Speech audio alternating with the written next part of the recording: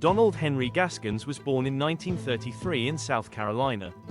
His early life was filled with hardship, poverty, and neglect. Gaskins was small in stature, often bullied, and desperate to prove himself. From a young age, he turned to crime.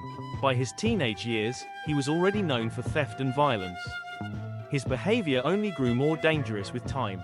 In the 1950s, Gaskins began serving time in prison.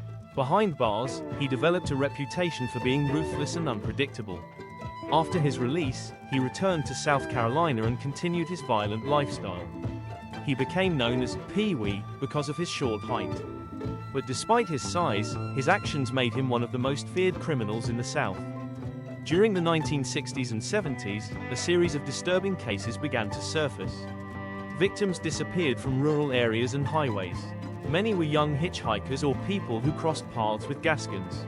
He claimed responsibility for multiple killings, describing him as part of what he called his coastal kills. This chilling term referred to random victims he targeted across South Carolina. At the same time, he was involved in personal disputes and hired crimes. This mixture of random and targeted acts made him especially unpredictable. By the mid-1970s, investigators began to close in. Witnesses came forward, and evidence started connecting him to disappearances. His arrest in 1975 marked the beginning of one of South Carolina's most infamous trials. In court, details of his crimes shocked the public. He confessed to many acts, boasting of numbers that seemed almost unbelievable. Some investigators believed his claims were exaggerated, but the confirmed cases were enough to secure convictions. He was sentenced to death, later changed to life in prison when the death penalty was briefly overturned. But in 1982, he was sentenced to death again after committing another crime inside prison.